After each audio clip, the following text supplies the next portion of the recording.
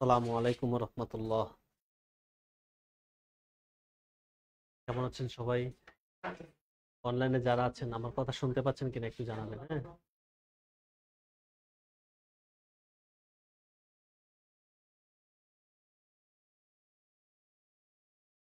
ওয়ালাইকুম সালাম।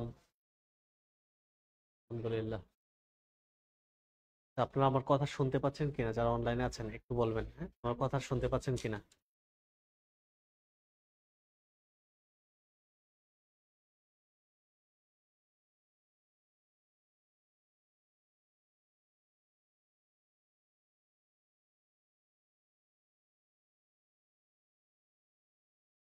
সারাদিন আমার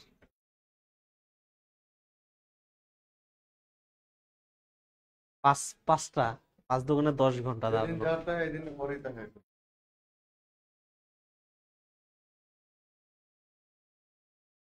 আচ্ছা, আমার আমার সাউন্ড শোনা যাচ্ছে কিনা একটু কষ্ট করে বলবেন, হ্যাঁ? আমার সাউন্ড শোনা যাচ্ছে কিনা একটু কষ্ট করে বলবেন।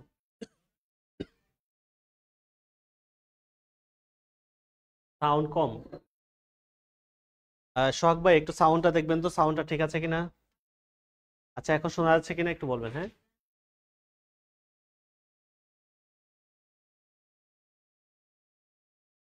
উম, আচ্ছা, ওকে, ঠিক আছে।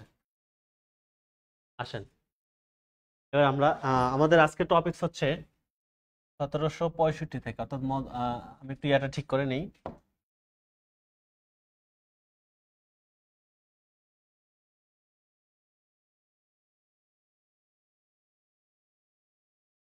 সতেরোশো পঁয়ষট্টি থেকে 1947। আচ্ছা।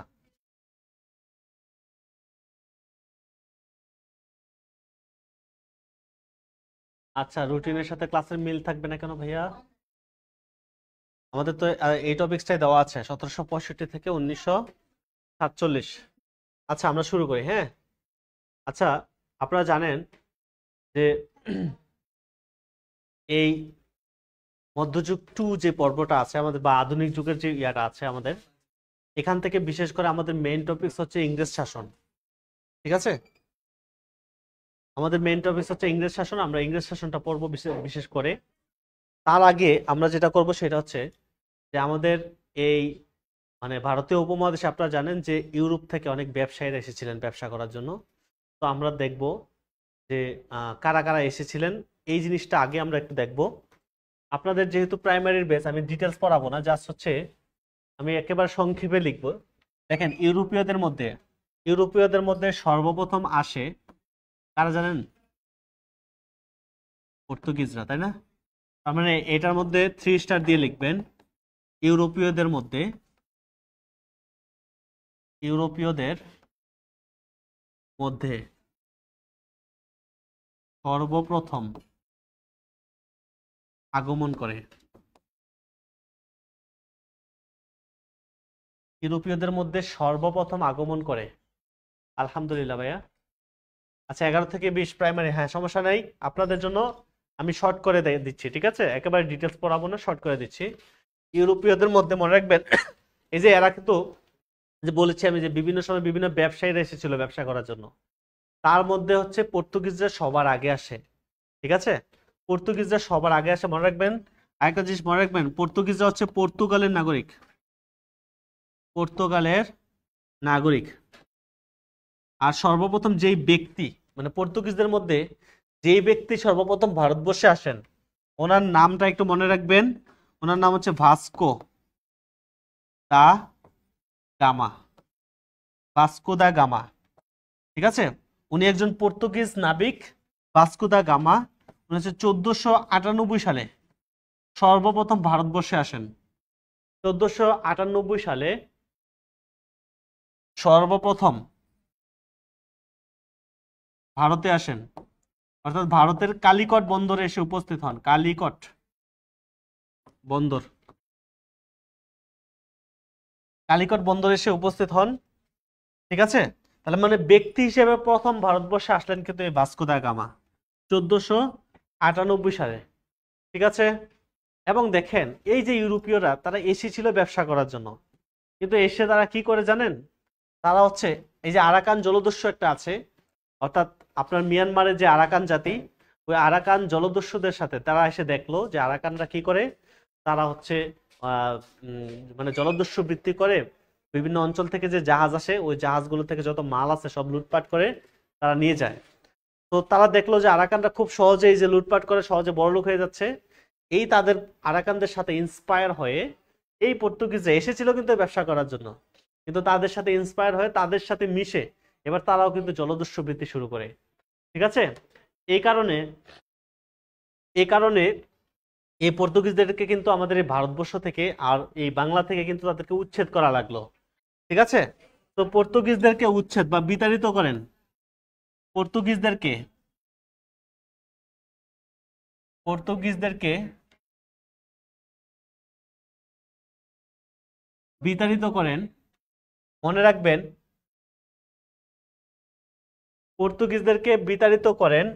এখানে দুইটা জিনিস মনে রাখবেন, একটা হচ্ছে চট্টগ্রাম থেকে কে বিতাড়িত করেন, চট্টগ্রাম থেকে। আরেকজন হচ্ছে ভারতের হুগলি থেকে, হুগলি থেকে কে বিতাড়িত করেন। এখানে দুইটা নাম, ঠিক আছে, দুইটা নাম মনে রাখবেন। একটা নাম হচ্ছে শাহজাহান, আরেকটা হচ্ছে শায়েস্তা খান, শায়েস্তা খান। এবার বলেন তো, দেখেন খেয়াল করে দেখেন, আমি যদি একটু পরিচয়টা দেই। শাহজাহান কিন্তু পুরা ভারতবর্ষের সম্রাট ছিলেন, পুরা ভারতবর্ষ চালাইতেন, মুঘল সম্রাট ছিলেন শাহজাহান। আর শায়েস্তা খান কি ছিলেন? শুধু আমাদের বাংলার, শুধু বাংলা প্রদেশের সুবেদার ছিলেন।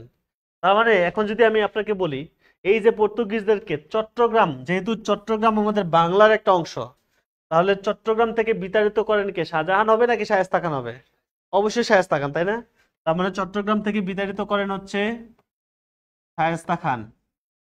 আর এই পর্তুগিজদেরকে, রাইট, আর এই পর্তুগিজদেরকে আহ যদি বলে হুগলি, এটা কিন্তু ভারতের একটা অংশ হুগলি, যদি বলে হুগলি থেকে বিতাড়িত করেন কে, শাহজাহান হবে না শায়েস্তা খান হবে বলেন তো? শাহজাহান, রাইট। তার মানে হচ্ছে শাহজাহান। তো এটাকে মনে রাখবেন। হ্যাঁ, এবার আসেন, পর্তুগিজদের পরে আমরা দেখব যারা আসে আমাদের ভারতবর্ষে, যারা আসে পর্তুগিজদের পরে যারা আসে ওনাদের নাম হচ্ছে ওলন্দাজ, ওলন্দাজ। শুধু একটা জিনিস মনে রাখবেন যে ওলন্দাজরা হচ্ছে হল্যান্ড, তারা হচ্ছে হল্যান্ড বা নেদারল্যান্ডের অধিবাসী, নেদারল্যান্ডের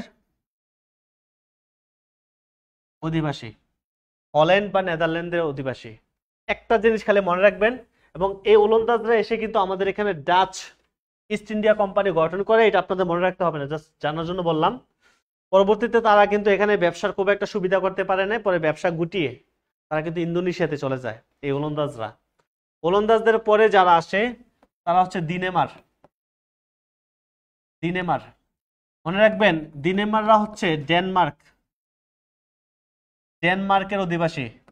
এইটাই শেখা লাগবে এখান থেকে, অধিবাসী, ডেনমার্কের অধিবাসী। এবং তারাও ঠিক একইভাবে, এই দিনেমাররাও ঠিক একইভাবে ওলন্দাজদের মতো আমাদের ভারতবর্ষে এসে তারা কিন্তু ড্যানিশ ইস্ট ইন্ডিয়া কোম্পানি গঠন করে। এটাও আপনাদের খুব একটা আসে না পরীক্ষা, শুধু এইটাই আসে যে দিনেমাররা কোন দেশের অধিবাসী, তারা হচ্ছে ডেনমার্কের অধিবাসী, এটা মনে রাখবেন। এরপরে আসেন, এরপরে যারা আসে দিনেমারদের পরে যারা আসে তারা হচ্ছে ইংরেজ, ইংরেজরা। আপনারা জানেন যে ইংরেজদের মধ্যে, ইংরেজদেরকে আমাদের ভারতবর্ষে বাণিজ্য করার অনুমতি দেন সর্বপ্রথম কোন ব্যক্তি জানেন? একটু বলেন তো, মানে ভারতবর্ষে ঢুকার ইংরেজদেরকে অনুমতি দেন একজন ব্যক্তি, ওনার নামটা কি একটু বলেন। অনলাইনে যারা আছেন একটু কষ্ট করে বলবেন, এই ভারতবর্ষে ইংরেজদেরকে বাণিজ্য করার প্রথম অনুমতিটা কে দিয়েছে বলেন তো? এই অসভ্যদেরকে কে অনুমতি দিয়েছে একটু বলেন। সর্বপ্রথম ভারতবর্ষে ঢোকার অনুমতি কে দিছে বলো?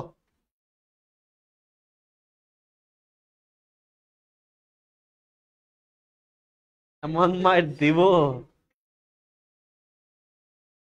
আচ্ছা, হ্যাঁ, ইয়াসিন মোল্লা, ভেরি গুড। সাদ্দাম হোসেন ভাই, ভেরি গুড। তার মানে আমার এখান থেকে দুইজন তিনজনের উত্তর সঠিক হয়েছে। তার মানে মোগল সম্রাট জাহাঙ্গীর, জাহাঙ্গীর হচ্ছে প্রথম ব্যক্তি যিনি এই যে 1608 সালে, 1608 সালে ইংল্যান্ডের, ইংরেজদের একজন সেনাপতি ছিল, ওনার নাম হচ্ছে ক্যাপ্টেন হকিংস। এই ক্যাপ্টেন হকিংস ইংল্যান্ডের রাজা, ইংল্যান্ডের রাজা প্রথম জেমসের, প্রথম জেমস, ওনার নাম হচ্ছে জেমস, প্রথম জেমসের সুপারিশপত্র নিয়ে, সুপারিশপত্র নিয়ে ইংল্যান্ডের রাজা প্রথম জেমসের সুপারিশপত্র নিয়ে হচ্ছে ভারতবর্ষে আসেন, অর্থাৎ এই জাহাঙ্গীরের দরবারে আসেন, জাহাঙ্গীরের দরবারে আসেন। এবং এই মুঘল সম্রাট জাহাঙ্গীরই তাদেরকে এই 1608 সালে ভারতের সুরাট নামক একটা জায়গায় বাণিজ্য করার প্রথম অনুমতিটা দিলেন। অর্থাৎ ক্যাপ্টেন হকিংস সে একটা চিঠি নিয়ে আসে, চিঠি নিয়ে এসে জাহাঙ্গীরের সামনে এসে হাঁটু গেড়ে বসে বলে যে আমার বস আপনাকে একটা চিঠি দিয়েছে, আপনাদের সাথে, আপনাদের এখানে আমরা ব্যবসা করতে চাই, বাণিজ্য করতে চাই বলে পরবর্তীতে জাহাঙ্গীর কিন্তু তাদেরকে এই সুরাটে, সুরাট নামক জায়গা, এই সুরাটে কিন্তু বাণিজ্য করার অনুমতি দেন। ঠিক আছে, এটা হচ্ছে 1608 সালে। আর এই এই যে তারা যে আসলো, তাদের আসার আগে তারা যে ইস্ট ইন্ডিয়া কোম্পানি গঠন করে 1600 সালে, এটা একটু মনে রাখেন যে 1600 সালে, আমি একটু উপরে লিখে দিচ্ছি, উপরে লিখে দিচ্ছি তার 8 বছর আগে আর কি, অর্থাৎ 1600 সালে 218 জন বণিকের সহায়তায়, 218 জন বণিকের সহায়তায় ইংরেজরা হচ্ছে ইস্ট ইন্ডিয়া কোম্পানি গঠন করে, ইস্ট ইন্ডিয়া কোম্পানি। এখনো কিন্তু ভারতবর্ষে আসে নাই 1600 সাল, এরপরে 8 বছর পরে কিন্তু ভারতবর্ষে আসে। তাহলে ইস্ট ইন্ডিয়া কোম্পানি গঠন করে। তো ইংরেজদের থেকে আমরা এই দুইটা জিনিস, আমরা একটু পরে ইংরেজ শাসনটা ডিটেলস পড়বো, আমরা জাস্ট হচ্ছে তাদের আগমনটা দেখলাম। ইংরেজদের পরে সর্বশেষে যিনি, যারা আসে সর্বশেষে, এটা হবে 1612 না 1608 হবে, হ্যাঁ ভাইয়া, এটা হবে 1608, আমিনুল হোসেন, একটু ঠিক করে নেবেন। আচ্ছা, এরপর আসেন, যেটা বলছিলাম, তারপর আসেন, এরপর আসেন সর্বশেষে যারা আসে তারা হচ্ছে ফরাসি। তার মানে এখান থেকে লিখবেন, 3 স্টার দিয়ে লিখবেন। আমরা দেখেছি ইউরোপীয়দের মধ্যে সর্বপ্রথম এসেছিল পর্তুগিজরা, আর সর্বশেষে কারা আসে, এটার মধ্যে 3 স্টার। ইউরোপীয়দের মধ্যে সর্বশেষে আগমন করে, আগমন করে হচ্ছে এই ফরাসিরা। ঠিক আছে, না এই ক্লাস তো আজ থেকে শুরু হয়নি, আরো আগেই শুরু হয়েছে, আমরা দুইটা তিনটা ক্লাস তো আগে হয়ে গেছে ভাইয়া। ঠিক আছে, তার মানে হচ্ছে সর্বশেষে আসে হচ্ছে ফরাসিরা, ইউরোপীয়দের মধ্যে সর্বশেষে আগমন করে ফরাসিদের। এরপরে আসেন, তো আমরা ইউরোপীয়দের ব্যবসায়ীদের সম্পর্কে জানলাম, আমরা এবার সরাসরি ইংরেজ শাসনটা দেখব।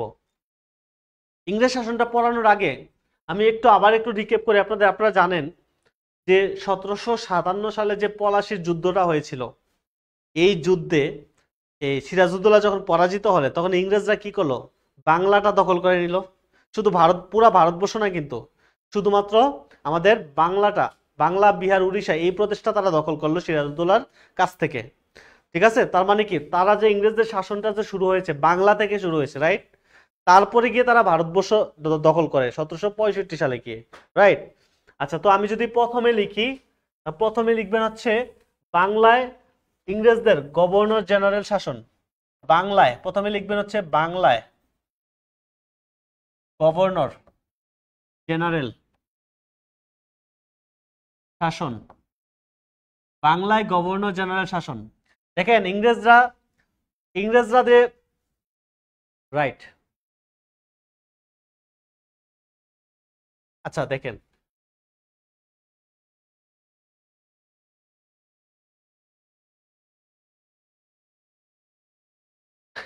রুটিনের কোনো ইয়া বুঝতেছেন না? আচ্ছা, রুটিনে কি দেওয়া আছে আপনাদের? কোন ক্লাসের ইয়া দেওয়া আছে? আচ্ছা, সমস্যা নেই, এই ক্লাসটা করেন, এরপরে আপনারা রুটিন ইয়া করে ঠিক করে নিন। হ্যাঁ, আমাদেরকে তো বলা আছে যে আজকে এই ক্লাসটার জন্য আমরা জানি না আসলে কয়টা ক্লাস কি হয়েছে না হয়েছে। আচ্ছা, যেটা বলছিলাম, আচ্ছা দেখেন, তারপর হচ্ছে যদি আমরা দেখি যে ব্রিটিশদের শাসন কিন্তু শুরু হয়েছে গভর্নর জেনারেল, মানে তাদের পদবিটা দেওয়া হচ্ছে, যাদেরকে দায়িত্ব দিয়ে পাঠানো হয় তাদেরকে পদবি দেওয়া হচ্ছে গভর্নর জেনারেল। তাহলে প্রথমে আমরা দেখলাম হচ্ছে বাংলায় গভর্নর জেনারেল শাসন। তাহলে বাংলা ব্রিটিশদের প্রথম গভর্নর জেনারেল, ওনার নাম কি? Warren Hastings. আপনাদের কাছে আমার একটা প্রশ্ন, বলেন তো দ্বৈত শাসন প্রবর্তন করেছিলেন কে? বলেন তো, দ্বৈত শাসন প্রবর্তন করেছিলেন কে? বলেন তো একটু, অনলাইনে যারা আছেন একটু বলবেন কষ্ট করে। দ্বৈত শাসন প্রবর্তন করেছিলেন কে? আপনারা কি কেউ জানেন দ্বৈত শাসন? এটা গত ক্লাসের পড়া। Rod, very good. হ্যাঁ, মোহাম্মদ ইব্রাহিম হাসান, ভেরি গুড। তারপরে আর কেউ? ইয়াসিন মোল্লা, ভেরি গুড। আহমেদ সাইফুল ইসলাম, অনেক ধন্যবাদ ভাইয়া, অনেক ধন্যবাদ। তার মানে দেখেন, এই যে 1764 সালে যখন বক্সারের যুদ্ধে যখন কি বলে আপনার শাহ আলমের সাথে আপনার কি বলে দ্বিতীয় শাহ আলম, যে শাহ আলমের সাথে আমাদের মির্জাফরের জামাই মীর কাসিম, তারা যখন হেরে গেল, তখন কিন্তু ওই যে শাহ আলমের সাথে এই লর্ড ক্লাইভ কিন্তু একটা শাসন ব্যবস্থা বলেন, তাকে বলেন, শাহ আলমকে বলেন যে আপনি হচ্ছে বিচার আর প্রশাসন, এই দুইটা জিনিস আপনি চালাবেন। যত বিচার আছে সব আপনি করবেন, যত প্রশাসনিক কাজকর্ম আছে সব আপনি করবেন। আর ইংরেজরা তারা কি করবে? তারা হচ্ছে যত ট্যাক্স আছে সব ট্যাক্স নিয়ে নিবে।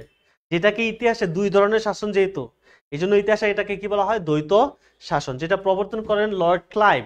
এবং এই ওয়ারেন হেস্টিংস এসেই কিন্তু এই ক্লাইভের করা যে দ্বৈত শাসন, এই দ্বৈত শাসন কিন্তু উনি কিন্তু বাদ দিয়ে দেন, দ্বৈত শাসন রদ করেন।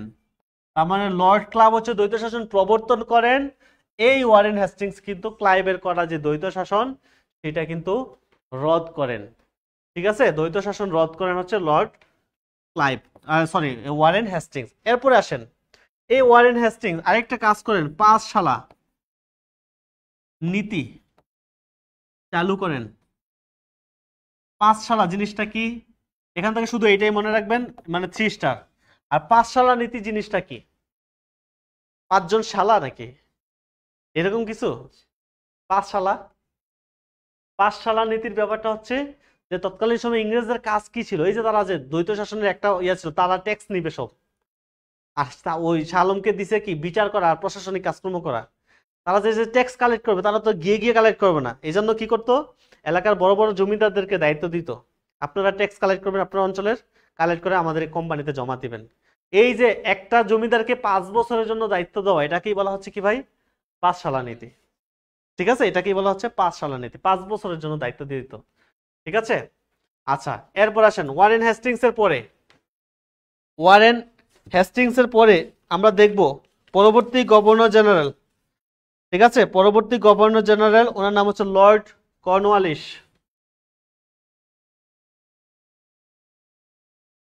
Lord Lord Cornwallis. আপনারা জানেন যে এই যে লর্ড কর্নওয়ালিস, উনি হচ্ছে 1789 সালে এই যে হেস্টিংসের যে 5 শালা নীতি, ওইটাকে আরো বৃদ্ধি করে উনি হচ্ছে 10 শালা নীতি চালু করেন। অর্থাৎ এবার দায়িত্ব দিয়েছে কয় বছরের জন্য? 10 বছরের জন্য। কেউ যদি ঠিকঠাক মতো দায়িত্ব পালন করতো তাহলে তাকে 10 বছরের জন্য দায়িত্ব দিত। আপনি পরবর্তী 10 বছর আপনি ট্যাক্স কালেক্টরে কোম্পানিতে জমা দিবেন। এটাকে বলা হচ্ছে 10 শালা নীতি। এটা যতটুকু না ইম্পর্টেন্ট, তার চেয়ে বেশি ইম্পর্টেন্ট হচ্ছে এখন যেটা লিখে দিচ্ছি, এটা হচ্ছে, হ্যাঁ রাইট, এ আর জুনায়েদ আলম, ভেরি গুড। তার মানে হচ্ছে উনি কি করেন?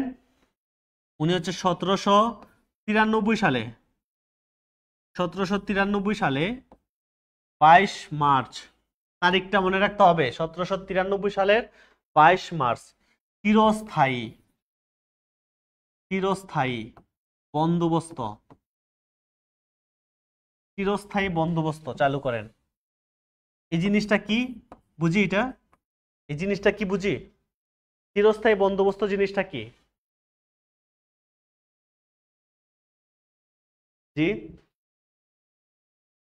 হ্যাঁ, ব্যাপারটা হচ্ছে কি দেখেন, যে কেউ যদি মনে করেন ঠিকঠাক মতো দায়িত্ব পালন করতে পারতো, ঠিকঠাক মতো ট্যাক্স কালেক্ট করে জমা দিতে পারতো, তাকে চিরদিনের জন্য জমির বন্দোবস্ত করে দেওয়া হতো। তার মানে একটা জিনিস খেয়াল করে দেখেন, এই চিরস্থায়ী বন্দোবস্ত নীতি চালু করার ফলে কর্নওয়ালিসের তখন কি হলো, আমাদের যে সাধারণ জনগণ আছে তারা কিন্তু জমির মালিক হওয়া থেকে চিরজীবনের জন্য বঞ্চিত হয়ে গেল। আমরা যে এখন বর্তমানে জমির মালিক আছি সেটা কিন্তু আর, কারণ তৎকালীন সময় জমির মেন ইয়াই ছিল জমিদারদের হাতে, সকল জমি কিন্তু জমিদারদের হাতে ছিল। আমাদের সাধারণ মানুষ যারা আছে তারা কি করতো, এখানে জাস্ট হচ্ছে কাজ করতো তাদের, এবং তারা যে টাকা পয়সা দিত ওইটা দিয়ে চলতো, আর পুরো সব জমি জমার দায়িত্ব ছিল জমিদারদের কাছে। তো এখন উনি যখন এই নীতিটা চালু করেন চিরস্থায়ী বন্দোবস্ত, তার মানে কি আমরা সাধারণ মানুষ আর কি করে জমির মালিক হওয়ার সুযোগ থেকে বঞ্চিত হয়ে গেলাম, মালিক হওয়ার আর সুযোগ থাকলো না, রাইট? যেটা আরেকটা নাম ছিল কি জানেন, এর আরেকটা নাম ছিল হচ্ছে সূর্যাস্ত আইন। সূর্যাস্ত আইন এই জিনিসটা কি ভাই? একই জিনিস, এটা দিয়ে বোঝাচ্ছে যে কোনো জমিদারকে মনে করেন দায়িত্ব দেওয়া হয়েছে যে পরবর্তী অতদিন মানে ডেডলাইনের মধ্যে সে যদি ট্যাক্স ঠিকঠাক মতো কালেক্ট করে জমা দিতে না পারতো, মনে করেন যে তার ডেডলাইন হচ্ছে 2024 সালের 31 ডিসেম্বর। 31 ডিসেম্বর, এখন 31 ডিসেম্বরের ওই দিনের সূর্য অস্ত যাওয়ার আগে যদি সে ট্যাক্স কালেক্ট করে ঠিকঠাক মতো কোম্পানিতে জমা দিতে পারতো, তাহলে পরবর্তীতে তাকে আবার দায়িত্ব দেওয়া হতো। এছাড়া যদি না পারতো, সূর্য অস্ত যাওয়ার আগে যদি ট্যাক্স জমা দিতে না পারে, তাহলে তার জমি যা আছে সেটাকে কোম্পানি নিলামে উঠাবে, উঠে আরেকজনকে দায়িত্ব দিয়ে দিবে। এটাকে বলা হচ্ছে কি, সূর্যাস্ত আইন, ঠিক আছে? তবে এই নীতিটা চালু হওয়ার পর দেখা গেল যে আমাদের যে জনগণ তারা কিন্তু জমির মালিক হওয়া থেকে বঞ্চিত হয়ে গেলাম। এবং এই নীতিটা পরে বাদ হয় কবে জানেন? বাদ হয় হচ্ছে 1850 সালে। এটা হচ্ছে 1793 আর 1850। হ্যাঁ, এই 1850 সালে ভারতে একটা আইন চালু হয় যেটা হচ্ছে প্রজাসত্ব আইন। নামটা নিশ্চয়ই শুনেছেন। ভারতে প্রজাসত্ব আইন চালু হয়, সত্য আইন। আচ্ছা, প্রজাসত্ব, সত্য মানে কি জানেন? সত্য মানে অধিকার, সত্য মানে মালিকানা, রাইট? তাহলে প্রজাদের অধিকার, তার মানে এই চালু হওয়ার পর, হ্যাঁ হ্যাঁ রাইট, তার মানে এই যে প্রজাসত্ব আইন চালু হওয়ার পর কি জনগণ মালিক হওয়ার অধিকার ফিরে পাইলো, সাথে সাথে কিন্তু এই চিরস্থায়ী বন্দোবস্তটা কি হয়ে গেল, বাতিল হয়ে গেল। এই কারণে আমরা এখন দেখতেছি যে সব সাধারণ মানুষ জমির মালিক হওয়ার সুযোগ পাচ্ছে, ঠিক আছে? যদি এইটা চালু থাকতো তাহলে কিন্তু সাধারণ মানুষ আর কখনো জমির মালিক হওয়ার সুযোগ পেত না, ঠিক আছে?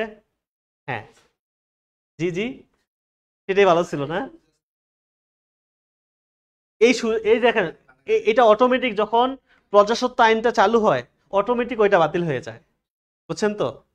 আচ্ছা, এরপরে আসেন, তার মানে লর্ড কর্নওয়ালিসের পরে আমরা চলে যাব হচ্ছে লর্ড ওয়েলেসলি। লর্ড ওয়েলেসলি,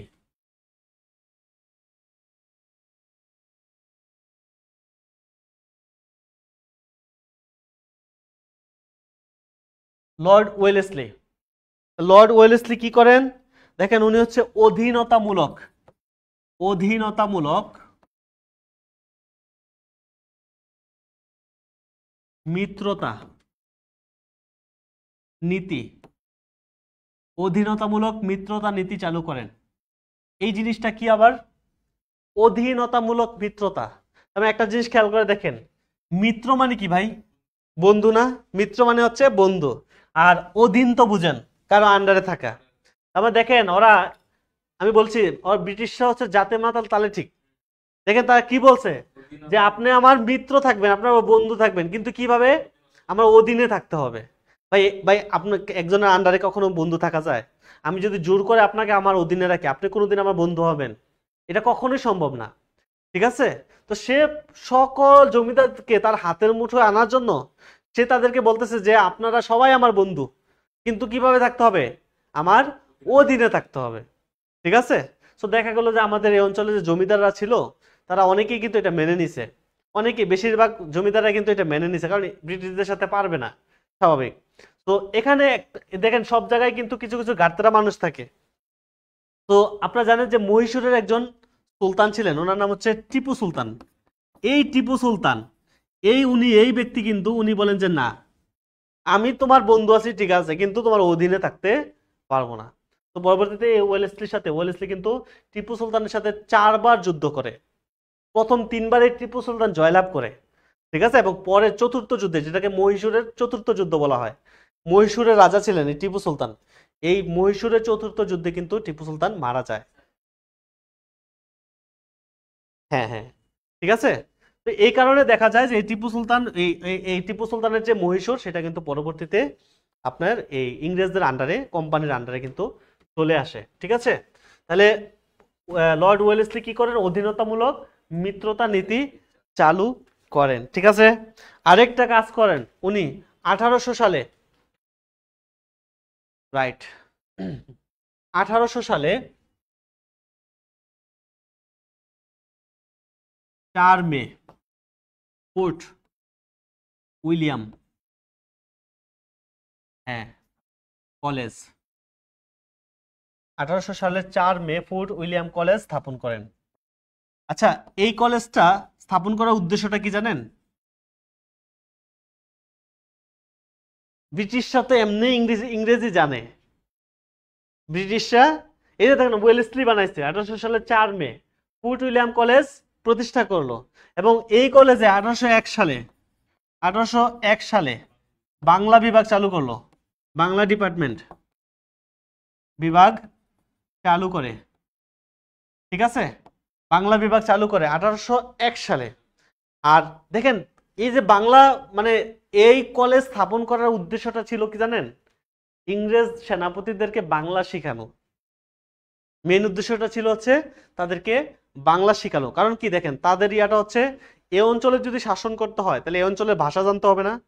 আমরা যেমন দেখেন জাপানে গেলে কি করতে হয়? জাপানের ভাষা শিখতে হয়। কোরিয়া গেলে কোরিয়ার ভাষা শিখতে হয়। আমেরিকা গেলে কি করতে হয়? ইংলিশটা শিখতে হয় ভালো করে, আইএলটিএস করতে হয়, জিআরই করতে হয়, রাইট।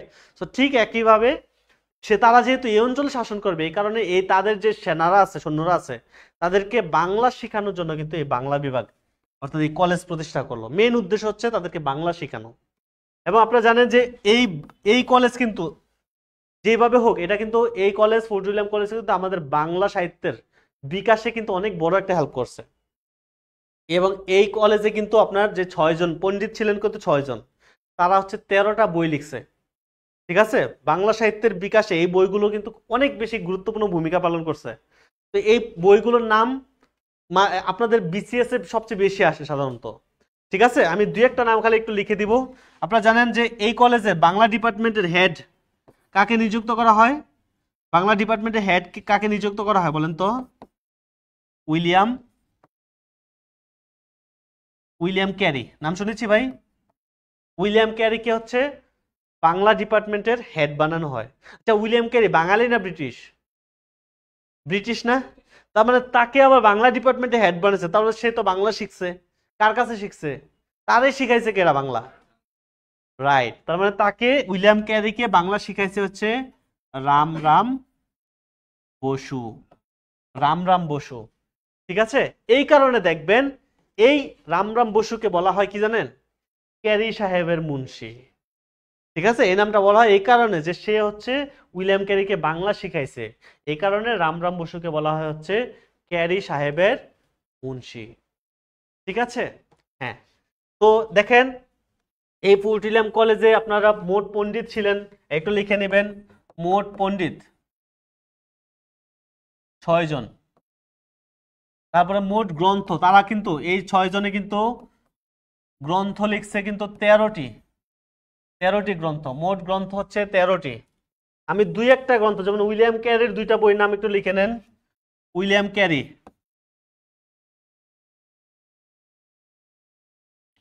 ক্যারির বই, 2টা বইয়ের নাম হচ্ছে, একটা হচ্ছে কথোপকথন, আরেকটা হচ্ছে ইতিহাসমালা। কথোপকথন আরেকটা হচ্ছে ইতিহাসমালা, রাইট। উইলিয়াম ক্যারি এই 2টা বই একটু মনে রাখেন। সে হচ্ছে বাংলা ডিপার্টমেন্টের হেড ছিলেন, তার বই হচ্ছে 2টা, কথোপকথন আর ইতিহাসমালা, ঠিক আছে। যেমন তোতা ইতিহাসটা পরীক্ষায় আসছিল বিসিএস এর ক্ষেত্রে, তোতা ইতিহাস, হরপ্রসাদ রায়ের পুরুষ পরীক্ষা, এগুলো পরীক্ষায় আসে। একটু করে নেবেন, জেনে নেবেন এগুলা, ঠিক আছে? আমি আর এটা ডিটেলস পড়ালাম না, কারণ বাংলায় আপনারা পড়েন সাধারণত। আমি আপনাদেরকে বলি যে দেখেন, যদি প্রিপারেশন ভালো করে নিতে চান, এই ফোর্ট উইলিয়াম কলেজটা ভালো করে শিখেন একটু। এই 13টা বইয়ের নাম কার কোন বইটা, এগুলো পরীক্ষা আসে, অনেক পরীক্ষায় আসে। এগুলো কিন্তু আপনাকে একটু শিখতে হবে, কষ্ট করে হইলো, ঠিক আছে? একটু কষ্ট করে এগুলো আপনারা শিখে নেবেন। বাংলাতে সাধারণত আমরা এগুলো পড়ি। আমরা লর্ড ওয়েলেসলি থেকে এখানে আসছিলাম, আমরা আবার ওয়েলেসলি থেকে চলে আসি। ওয়েলেসলির পরে আমরা দেখব হচ্ছে ভারতে গভর্নর জেনারেল শাসন। এটা ছিল বাংলায়, দেখেন কর্নওয়ালিস, ওয়েলেসলি, তারপরে ওয়ারেন হেস্টিংস। তারা কি? ওয়ারেন হেস্টিংস বাংলার প্রথম গভর্নর জেনারেল হচ্ছে ওয়ারেন হেস্টিংস। এবার আসেন আমরা ভারতে গভর্নর জেনারেল শাসন। গভর্নর জেনারেল শাসন ভারতে গভর্নর জেনারেল। তাহলে একটা জিনিস খেয়াল করে দেখেন তো, এটা কেমনে একটু পেস্ট লাগতে পারে আপনার। বাংলার পরে ভারতে কেন আসলো? তার মানে কি ইংরেজরা প্রথম বাংলা দখল করছে, এই কারণে বাংলায় গভর্নর জেনারেল শাসন শুরু হয়েছে। তারপরে কি শাহ আলমের কাছ থেকে পুরো ভারতবর্ষ দখল করলো, এই কারণে ভারতে এরপরে গভর্নর জেনারেল শাসন শুরু হয়েছে, বুঝছেন তো? তাহলে ভারতের প্রথম গভর্নর জেনারেল, ওনার নাম হচ্ছে Lord William Bentinck. Lord William Bentinck. আচ্ছা, শিক্ষক কি আমি লিখে দিব? এখানে অনেকে বলছে আবার যে পণ্ডিত কে কে ছিলেন। আচ্ছা, কলেজের শিক্ষক। আচ্ছা, কলেজের শিক্ষক আপনি যদি লিখে দিই একটু। শিক্ষকের মধ্যে আপনার ছিলেন হচ্ছে রাজা প্রতাপাদিত্য। আচ্ছা, আমি করে দিচ্ছি। একজন হচ্ছে উইলিয়াম ক্যারি। তারপরে রাম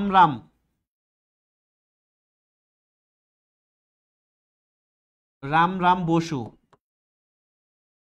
তারপরে মৃত্যুঞ্জয়, এটা বসু হবে, বসু। মৃত্যুঞ্জয় বিদ্যালঙ্কার।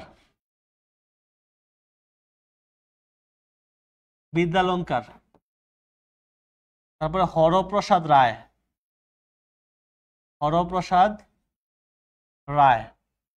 উইলিয়াম ক্যারি, রাম বসু, মৃত্যুঞ্জয় বিদ্যালঙ্কার, হরপ্রসাদ রায়।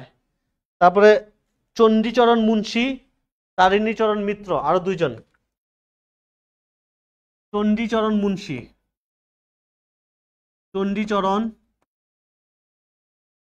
মুন্সী, আরেকটা হচ্ছে তারিণীচরণ মিত্র। আপনাদেরকে আবারও বলছি, আমি তাদের নামগুলোর চাইতে বেশি ইম্পর্টেন্ট তাদের গ্রন্থ।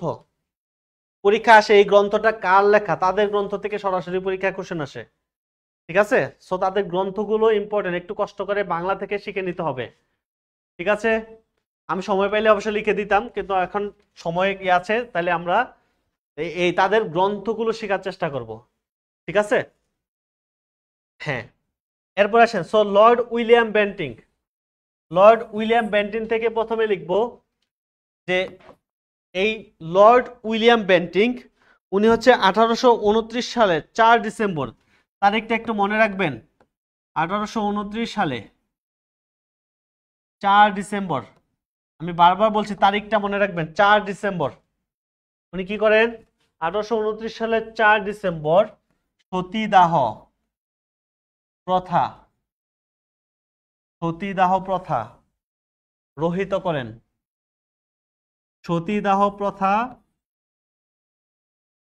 করেন।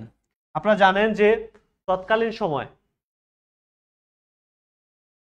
আচ্ছা আচ্ছা ঠিক আছে, আমি লাস্টে লিখে দিচ্ছি আপনাদেরকে, আমি গ্রন্থগুলো লাস্টে লিখে দেবো, এই ক্লাসের শেষেই লিখে দেবো। হ্যাঁ, টেনশন নিয়েন না, আমি শেষ করি এরপরে লিখে দিচ্ছি ইনশাল্লাহ, ঠিক আছে? আমি আবার এই 6 জনের যে গ্রন্থগুলো আছে আমি লিখে দিব, সমস্যা নেই। এবার আসেন, তো যেটা বলছিলাম, 1829 সালের 4 ডিসেম্বর সতীদাহ প্রথা রহিত করেন। সতীদাহ প্রথা ছিল যে তৎকালীন সময় হিন্দু যদি কোনো নারীর হাজবেন্ড মারা যেত, তাহলে তার সাথে তার হাজবেন্ডের সাথে তাকে কিন্তু জীবিত পুড়িয়ে ফেলা হতো, যেটা খুবই বর্বরচিত একটা ঘটনা ছিল। এবং খুব বেশি দিনের কথা না, কিন্তু দেখেন 1800 সাল আর এখন 2000 সাল, 200 বছর আগের ঘটনা। 200 বছর আগে আমাদের সমাজের কি অবস্থা ছিল চিন্তা করেন, ঠিক আছে। এবং এই লর্ড উইলিয়াম বেন্টিং এসে কিন্তু এই সতীদাহ প্রথা সেটা কিন্তু উনি বাদ দিয়ে দেন, এবং ওনাকে এটা বাদ দিতে হেল্প করেন একজন বাঙালি। ওনার নাম কি জানেন? হেল্প করেন হচ্ছে রাজা রামমোহন রয়। রাজা রামমোহন রয় উনি হচ্ছে এই সতীদাহ প্রথা রহিত করার জন্য উদ্বুদ্ধ করেন, ঠিক আছে। আচ্ছা, এরপর আসেন 1829 সালের 4 ডিসেম্বর। তাহলে লর্ড উইলিয়াম বেন্টিং এর পরে আমরা চলে যাব হচ্ছে Lord Dalhousie. Lord Dalhousie, Lord Dalhousie. Lord Dalhousie কি করেন? 1850 সালে টেলিগ্রাফ লাইন চালু করেন, ভারতে প্রথম টেলিগ্রাফ লাইন চালু করেন, ভারতে প্রথম টেলিগ্রাফ লাইন চালু করেন, ঠিক আছে। আচ্ছা, এরপর আসেন 1853 সালে ভারতে প্রথম রেল যোগাযোগ চালু করেন। এই যে রেল যোগাযোগ, ট্রেন, এই রেল যোগাযোগ চালু করেন হচ্ছে 1853 সালে এই লর্ড ডালহৌসি, ঠিক আছে। রেল যোগাযোগ চালু করেন। এবং 1856 সালে এটার মধ্যে একটা স্টার বেশি হবে। 1856 সালে 26 জুলাই, 1856 সালের 26 জুলাই বিধবা বিবাহ আইন চালু করেন। আরেকটা ঘটনা ছিল, এটা বর্বরোচিত একটা ঘটনা, বিধবা বিবাহ আইন চালু করেন। এবং এটা ছিল এরকম যে তৎকালীন সময় যদি কোনো হিন্দু নারীর কোনো হাজবেন্ড যদি মারা যেত, তাহলে তাকে সারা জীবন বিধবা থাকতে হতো, তাকে আর বিয়ে দেওয়া যেত না। হিন্দুদের ক্ষেত্রে এই জিনিসটা প্রচলিত ছিল, যেটা দেখেন নর্মালি এটা কিন্তু একটা অবিচার করা মনে হয়। যে ধরেন একটা মেয়ের বিয়ে হয়েছে মনে করেন 25 বছর বয়সে, 2 বছরের মাথায় তার হাজবেন্ড মনে করেন যে মারা গেল, চলে গেল, তাহলে দেখেন তার তো কোনো দোষ নেই, সে কেন বিয়ে করতে পারবে না? সে সারা জীবন কিভাবে তার জীবন কাটাবে, তাই না? তো এই কারণে এই ঘটনাটা খুব বেশি দিনের ঘটনা না কিন্তু। এবং এই বিধবা বিবাহ আইন পরবর্তীতে, এই যে বিধবাদের যে বিবাহ দেওয়ার জন্য পরবর্তীতে এই লর্ড ডালহৌসি কিন্তু এই আইনটা চালু করেন। এবং এখানেও তাকে একজন বাঙালি ওনাকে হেল্প করেছিলেন, উদ্বুদ্ধ করেছিলেন। ওনার নাম হচ্ছে ঈশ্বরচন্দ্র বিদ্যাসাগর। তাহলে এখানে বিধবা বিবাহ আইন চালু করতে যে বাঙালি উদ্বুদ্ধ করেছিলেন, ওনার নাম হচ্ছে ঈশ্বরচন্দ্র বিদ্যাসাগর। আপনারা জানেন যে ঈশ্বরচন্দ্র বিদ্যাসাগর তার নিজেরই ছেলে নারায়ণচন্দ্রের সাথে একজন বিধবার প্রথম বিবাহ দেন 1870। এটা 56 সালে এই আইনটা চালু হয়েছে, এটা 56 সালে। আর 1870 সালে ওনার ছেলে নারায়ণচন্দ্রের সাথে ভবসুন্দরী দেবী নামক এক বিধবার প্রথম বিবাহ দেন।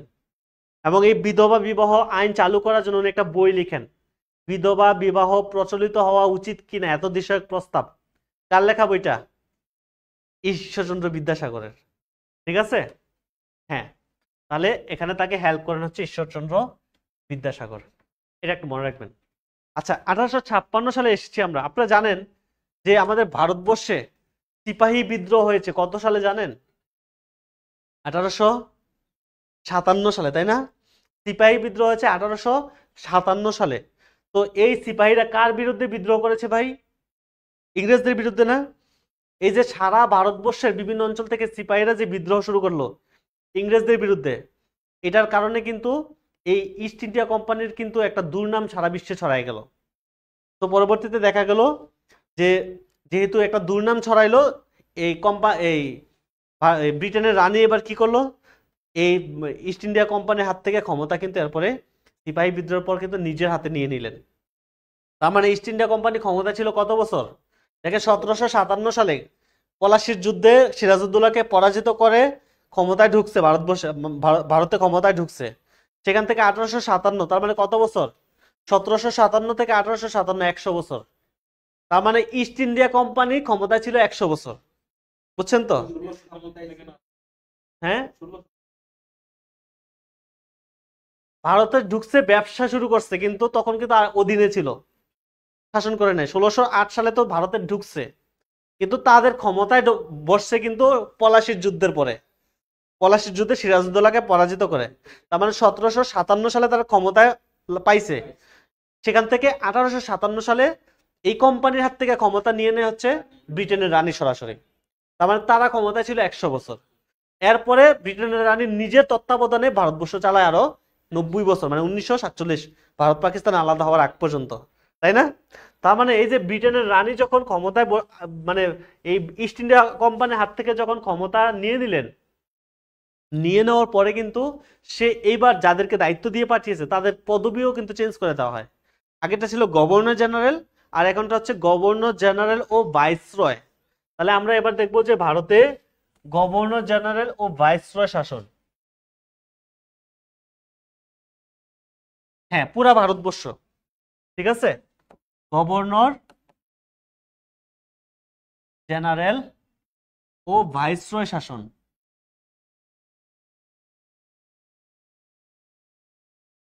গভর্নর জেনারেল ও ভাইসরয় শাসন, রাইট। তো এই যে দেখেন, ভারতের প্রথম ভাইসরয়, ওনার নাম হচ্ছে লর্ড ক্যানিং। লর্ড ক্যানিং, উনি হচ্ছে প্রথম ভাইসরয়। উনি কি করেন দেখেন, 1861 সালে উনি হচ্ছে কাগজের মুদ্রা চালু করেন। কাগজের মুদ্রা বুঝছেন? টাকা, এখন আমরা যেটাকে কাগজের মুদ্রা দেখি। আচ্ছা, আপনারা কি জানেন? হ্যাঁ হ্যাঁ, অবশ্যই অবশ্যই, আমি সেটাই করতেছি, ইম্পর্টেন্ট গুলোই লিখে দিচ্ছি আপনাদের জন্য, অনেক শর্ট করে পড়াচ্ছি, ঠিক আছে। তো যেটা বলছিলাম, দেখেন খেয়াল করেন যে আমরা দেখলাম কাগজের মুদ্রা চালু করলেন প্রথম হচ্ছে লর্ড ক্যানিং। ভারতের সর্বপ্রথম মুদ্রা কে চালু করেন জানেন? মুদ্রা, সেটা হচ্ছে সোনা সোনা স্বর্ণরূপার মুদ্রা। কে চালু করেন? অনলাইনে বলেন তো একটু ভাইয়া, অনলাইনে যারা আছেন একটু বলেন তো, সর্বপ্রথম মুদ্রা কে চালু করেন? ভারতের সর্বপ্রথম মুদ্রা, আমার দ্বিতীয় ক্লাস যদি কেউ করে থাকেন তাহলে তার পারার কথা। প্রথম মুদ্রা চালু করেন কে? উনি তো কাগজের মুদ্রা, যেটা আমরা টাকা দেখতেছি, সেটা চালু করেন প্রথম মুদ্রা। ইয়াসিন মোল্লা, ভেরি গুড ভাইয়া, ভেরি গুড। তার মানে হচ্ছে আপনার উত্তর সঠিক হয়েছে। আর কারো? আচ্ছা, তার মানে হচ্ছে সুলতান শামসুদ্দিন ইলতুৎমিশ। শামসুদ্দিন ইলতুৎমিশ প্রথম মুদ্রা চালু করেন। আর যদি আসে যে প্রথম, এই যে শামসুদ্দিন ইলতুৎমিশ কিন্তু সোনার উপর মুদ্রা চালু করেছিলেন। আবার আরেকজন ব্যক্তি ভারতের প্রথম তামার মুদ্রায় সোনার উপর পরিবর্তে তামার মুদ্রা চালু করেন। তামা বলতে কয়েন, যেটা আমরা এখন কয়েন দেখি। উনি হচ্ছে দেখলেন যে প্রচুর পরিমাণে জাল হচ্ছে সোনার উপর মুদ্রা, এই কারণে জাল ঠেকানোর জন্য উনি তামার মুদ্রা চালু করলেন। এইটা কে করছেন? একটু অ্যান্সার দেন তো ভাইয়া, একটু অ্যান্সার দেন। ইয়াসিন মোল্লা ভাই, একটু অ্যান্সার দেন তো। হ্যাঁ, অন্যরা যারা আছেন বলেন তো, প্রথম তামার মুদ্রা কে চালু করেছে? হ্যাঁ, ইয়াসিন মোল্লা, ভেরি গুড। তার মানে প্রথম তামার মুদ্রা চালু করেন কিন্তু মোহাম্মদ বিন তুগলক। মোহাম্মদ বিন তুগলক হচ্ছে প্রথম তামার মুদ্রা চালু করেন, ঠিক আছে, রাইট। ইলিয়াস শাহ না ভাইয়া? ইলিয়াস শাহ হচ্ছে বাংলা শের শাহ হবে আর কি, ঠিক আছে। তো দেখেন, হ্যাঁ, মোহাম্মদ বিন তুগলক উনি হচ্ছে প্রথম তামার মুদ্রা। আর আমরা কাগজের মুদ্রা দেখলাম এই ক্যানিং এর আমলে।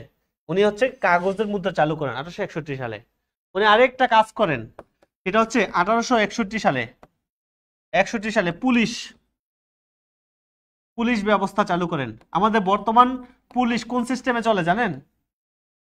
এই এই ব্রিটিশদের, এই ক্যানিং এর তৈরি করা পুলিশ সিস্টেমে কিন্তু আমাদের বর্তমান পুলিশ সিস্টেম কিন্তু চলছে, ঠিক আছে। আচ্ছা, তাহলে এটা দুটা মনে রাখবেন ক্যানিং থেকে। বাংলায় যদি বলে তাহলে এটা হচ্ছে ভারতে, যদি বলে বাংলায় প্রথম মুদ্রাকে চালু করছে তাহলে শেরশাহ। শেরশাহ। আমি আবারও বলছি, ভারতে প্রথম মুদ্রা চালু করছে ইলতুৎমিশ, প্রথম তামার মুদ্রা চালু করছে মোহাম্মদ বিন তুগলক, প্রথম কাগজের মুদ্রা চালু করছে হচ্ছে ক্যানিং। আর যদি বলে বাংলায় প্রথম মুদ্রা কে চালু করছে শেরশাহ। ক্লিয়ার তো এই ব্যাপারগুলো? আচ্ছা, এবার আসেন, তো আমরা ক্যানিং এর পরে আমরা চলে যাব হচ্ছে লর্ড মেয়। লর্ড মেয়, মে অন্ত্যেষ্ঠ ওকার ও, ঠিক আছে, এটা নাও বুঝলে লর্ড মেয়, রাইট। 1872 সালে, 1872 সালে বলতে পারি? আচ্ছা, কালকে দেখাবো ইনশাল্লাহ। 1872 সালে, এই সোহাগ, সোহাগ চলে গেছে। 1872 সালে প্রথম আদমশুমারি, ভারতে প্রথম আদমশুমারি চালু করেন, প্রথম আদমশুমারি 74। বাংলাদেশে যদি প্রথম আদমশুমারি হয় 1974 সালে আমাদের প্রথম আদমশুমারি হয়েছে 1960। তাহলে দেখেন বাংলাদেশ হলো 74, তারপরে হচ্ছে পরবর্তীতে 1981, 74-এর পরে 81, তারপরে 10 বছর পর পর 91, তারপরে 2001, 2011, সর্বশেষ যে আমাদের আদমশুমারি হয়েছে সেটা হচ্ছে 2022 সালে, সর্বশেষ 15 থেকে 21 জুন, 15 থেকে 21 জুন এটা আসে পরীক্ষায়। 2022, 21-এ হওয়ার কথা ছিল। হ্যাঁ হ্যাঁ, এখন হচ্ছে নাম কিন্তু জনশুমারি ও গৃহগণনা, নাম কিন্তু এখন জনশুমারি ও গৃহগণনা। আমাদের এই মোট 6 বার আদমশুমারি হয়েছে, মোট 6 বার, ঠিক আছে, 60 সালে, 1960। এরপরে আসেন আমরা দেখলাম ক্যানিং এর পরে লর্ড মেয়, মেয়র পরে আমরা দেখবো হচ্ছে Lord Liton. Lord Liton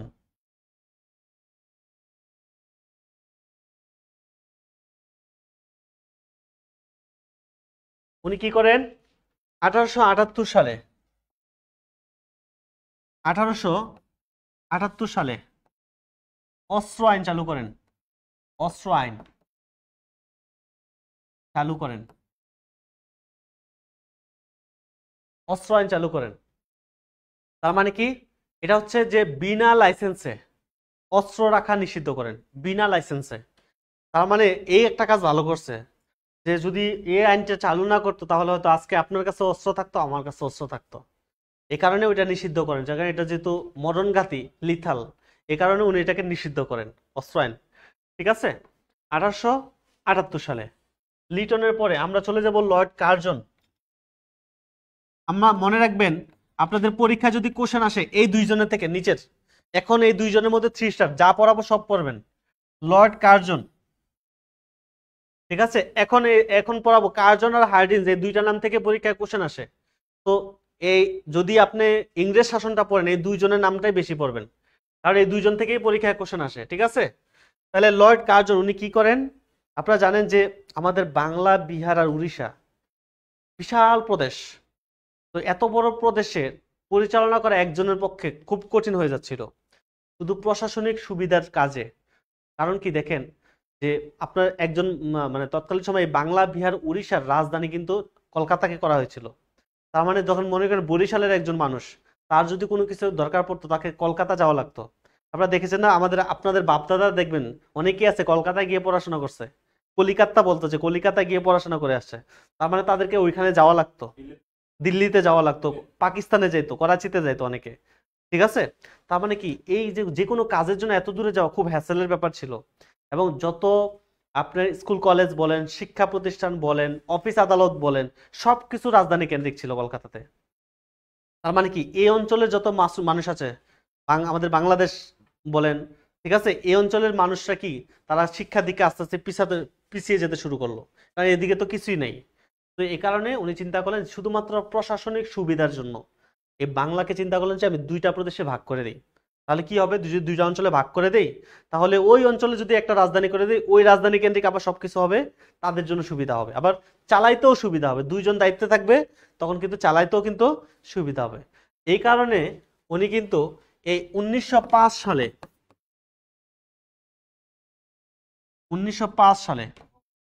16 October তারিখটা ইম্পর্টেন্ট।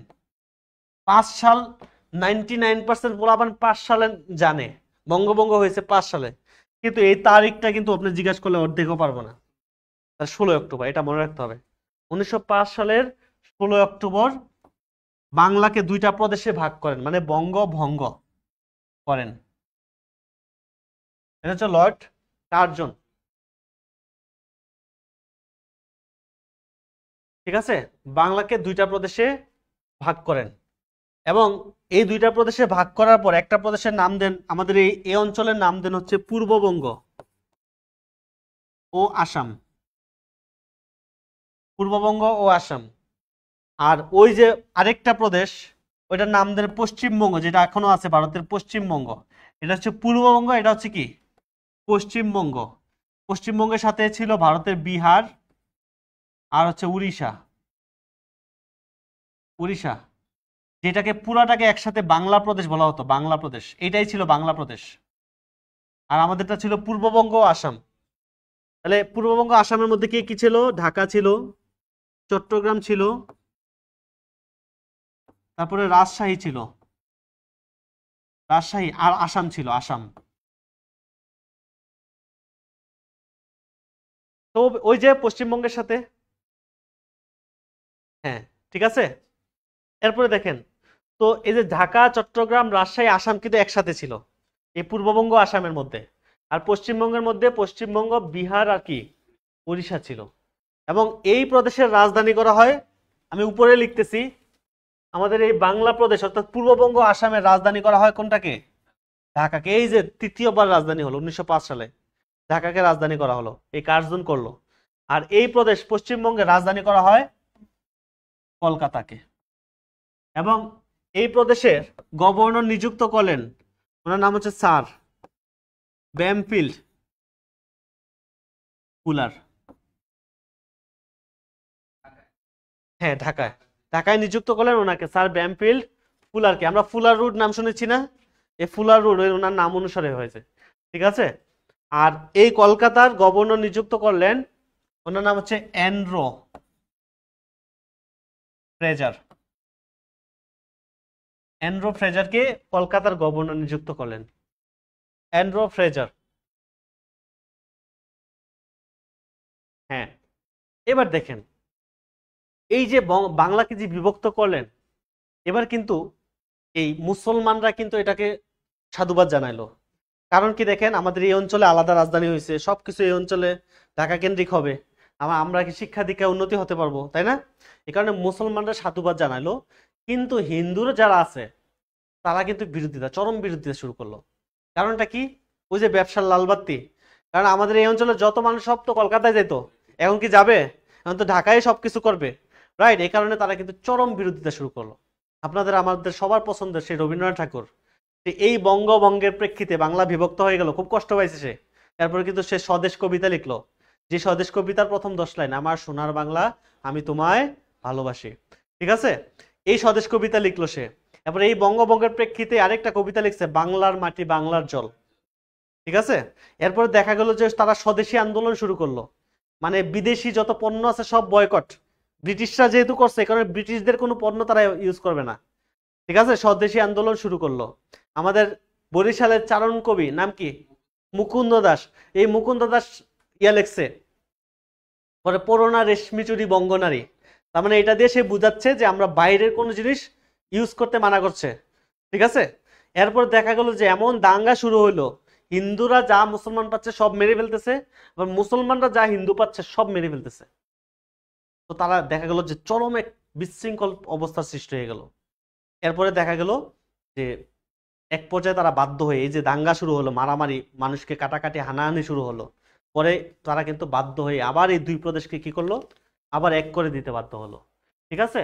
এবং এই এক করে দেন হচ্ছে 1900 কত সালে ভাইয়া, 11 সালে, ঠিক আছে। 1900, তাহলে এটা করেন হচ্ছে লর্ড, হেডলাইন দিবেন হচ্ছে লর্ড হার্ডিন্স। লর্ড হার্ডিন্স 1911 সালে 12ই ডিসেম্বর, 12ই ডিসেম্বর তারিখগুলো মনে রাখবেন। 11 সালে 12ই ডিসেম্বর বঙ্গভঙ্গ রদের রদের সুপারিশ করেন। উনি কিন্তু রদ করেন না, কিন্তু উনি হচ্ছে সুপারিশ করেন। ওনার বসে কিন্তু এটা রদ করবেন, তাই না? ওনাকে তো যা দায়িত্ব দেওয়া হয়েছে, তাই না? তাহলে উনি হচ্ছে বঙ্গভঙ্গ রদের সুপারিশ করেন। তৎকালীন রাজা ছিলেন ইংল্যান্ডের পঞ্চম জর্জ। এই বঙ্গভঙ্গ রদ করেন হচ্ছে পঞ্চম জর্জ, তার মানে ইংল্যান্ডের রাজা পঞ্চম জর্জ বঙ্গভঙ্গ রদ করেন। বঙ্গভঙ্গ রদ করেন এবং এই দুই প্রদেশকে যখন একসাথে করে দিলেন, নতুন রাজধানী দিলেন কোথাকে, কোন জায়গাকে? দিল্লিকে দিলেন হচ্ছে নতুন রাজধানী। হ্যাঁ, ঠিক আছে, নতুন রাজধানী করলেন হচ্ছে দিল্লিকে। আচ্ছা, তো আমরা আরেকজন শুধু পড়বো আমাদের বাংলার সর্বশেষ। আচ্ছা, লর্ড হার্ডিন্সের পর আর কিছু লাগবে না আমাদের। আমরা সর্বশেষ গভর্নর জেনারেল, বাংলার সর্বশেষ ভাইসরয়, ওনার নাম হচ্ছে লর্ড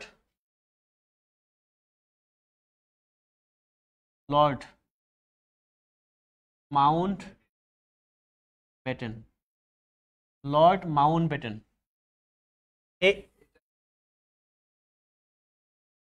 এখন পর্যন্ত ওনারা কিন্তু পুরা ইন্ডিয়ারই শাসন ইয়াতে ক্ষমতায় আছেন, ঠিক আছে, পুরা ভারতবর্ষের, ঠিক আছে, শেষ ভাইসরয়। তাহলে ভারতের শেষ, এটার মধ্যে 3 স্টার। হ্যাঁ হ্যাঁ হ্যাঁ হ্যাঁ, পুরা ইয়ার, ঠিক আছে। তার মানে ভারতবর্ষ বলতে কিন্তু ভারত, পাকিস্তান, শ্রীলঙ্কা, পুরা এই অঞ্চলটা পুরাটা, হ্যাঁ, সহ। তাহলে ভারতের শেষ, এটা কিন্তু অনেকবার পরীক্ষা এসেছে। ভাইসরয়ের নাম কি? ঠিক আছে, লর্ড মাউন্ট ব্যাটেন ভাইসরয়, ভারতের শেষ ভাইসরয়। এবং 1947 সালে 14ই আগস্ট, 1947 সালের 14ই আগস্ট কি করেন? পাকিস্তান গণপরিষদের হাতে, পাকিস্তান গণপরিষদের হাতে ক্ষমতা হস্তান্তর করেন। গণপরিষদ জিনিসটা কি বুঝছেন? পার্লামেন্ট, সংসদ। তাহলে পাকিস্তানের পার্লামেন্টে ক্ষমতা হস্তান্তর করলেন। এটা হচ্ছে 47 সালের 14ই আগস্ট। তার মানে পাকিস্তান স্বাধীন হলো 14ই আগস্ট। এবং 1947 সালের 15ই আগস্ট, 1947 সালে 15ই আগস্ট ভারতীয় গণপরিষদের হাতে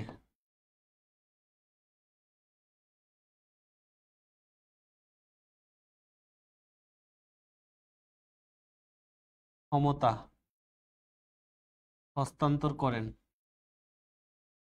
ভারতীয় গণপরিষদের হাতে ক্ষমতা হস্তান্তর করেন। তার মানে ভারত স্বাধীন হলো হচ্ছে 15ই আগস্ট। এবং এই যে ভারত পাকিস্তান যে সীমানা নির্ধারণ করার জন্য দায়িত্ব দেন আরেক দুষ্টকে, তার নাম হচ্ছে স্যার রেডক্লিফ। এই দুষ্ট কি করছে জানেন? এই দুষ্ট এই যে আমাদের পশ্চিমবঙ্গ, এরপরে হচ্ছে এই যে 7 সিস্টার্স, এগুলোকে কি করছে? ভারতের মধ্যে দিয়ে গেছে, টাকা খাইয়া ওইদিকে দিয়ে গেছে, ঠিক আছে। তাহলে স্যার রেডক্লিফকে সীমানা নির্ধারণের দায়িত্ব দিছিলেন, সীমানা নির্ধারণের দায়িত্ব দেন। এই কারণে দেখবেন ভারত পাকিস্তান সীমানা নির্ধারণকারী যে লাইন, ওই লাইনকে কি বলা হয় জানেন? ওনার নাম অনুসারে রেড ক্লিফ লাইন। তাহলে এটা আন্তর্জাতিকে আসে রেড ক্লিফ লাইন, ঠিক আছে। এটা হচ্ছে এই যে ভারত পাকিস্তান সীমানা নির্ধারণকারী যে লাইন, ওটাকে বলা হচ্ছে রেড ক্লিফ লাইন, ঠিক আছে। এটা একটু লিখে দেন ভারত, হ্যাঁ হ্যাঁ আরেকটা আছে, পাকিস্তান আমি জাস্ট এটা লিখে দিলাম, ওইটার সাথে রিলেটেড দেখে এটা লিখে দিলাম। সীমানা নির্ধারণকারী লাইন হচ্ছে রেড ক্লিফ লাইন।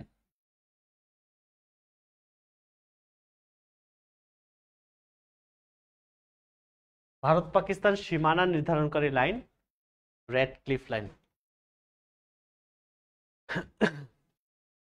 আমাদের ওই যে অনেকে দাবি করছিলেন স্যার একটু এগুলো বইয়ের নামগুলো একটু লিখে দেন ফোর্ট উইলিয়াম কলেজের, আমি একটু এগুলা লিখে দিচ্ছি, আপনারা একটু হেডলাইন দেন। Fort William college, fort William college.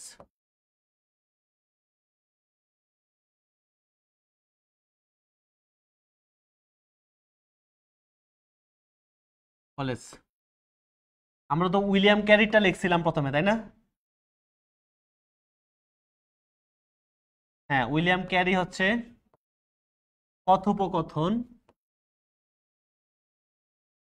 আরেকটা হচ্ছে ইতিহাসমালা।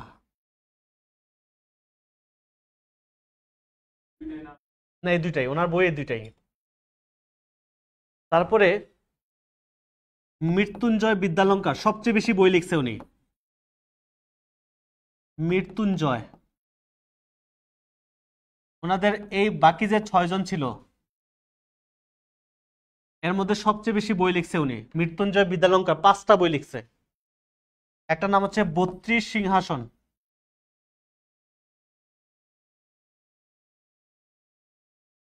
একটা নাম হচ্ছে হিতোপদেশ, হিতোপদেশ, রাজাবলী, রাজাবলী। তারপরে হচ্ছে প্রবোধ চন্দ্রিকা, প্রবোধ চন্দ্রিকা। আরেকটা হচ্ছে বেদান্ত চন্দ্রিকা, বেদান্ত চন্দ্রিকা। এই 5টা বই লিখছে হচ্ছে এই মৃত্যুঞ্জয় বিদ্যালঙ্কার। এরপর আসেন ক্যারি সাহেবের মুন্সি কে যেন ভাই? জি, রামরাম বসু। হ্যাঁ, হিতুপদেশ, হিতুপদেশ, রাজাবলী, প্রবোধ চন্দ্রিকা, বেদান্ত চন্দ্রিকা। আচ্ছা, এরপর আসেন এই যে একজন কত সুন্দর করে লিখে দিছে দেখেন, একজন ভাই কত সুন্দর করে লিখে দিছে। আচ্ছা, এরপর আসেন রামরাম বসু,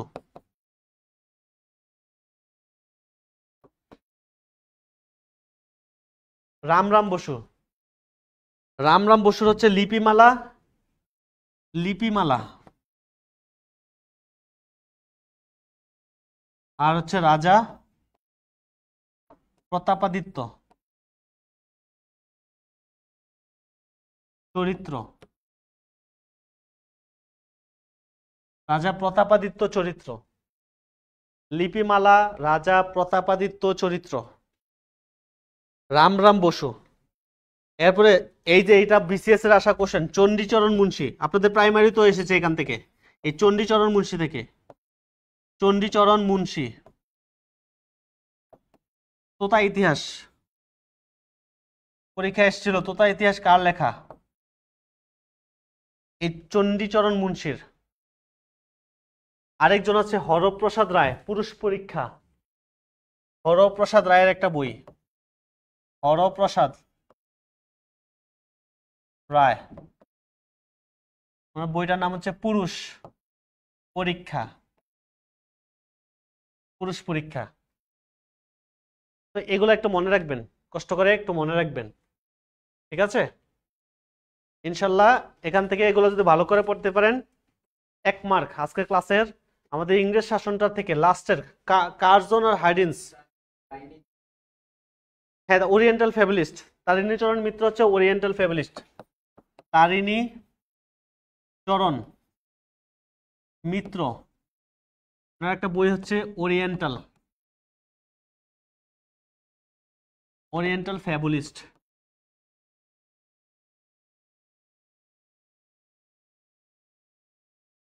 তো এই হচ্ছে, এই ছিল মোটামুটি আমাদের আজকে ক্লাস। আমরা নেক্সট ক্লাসে 1947 পর্যন্ত শেষ করেছি।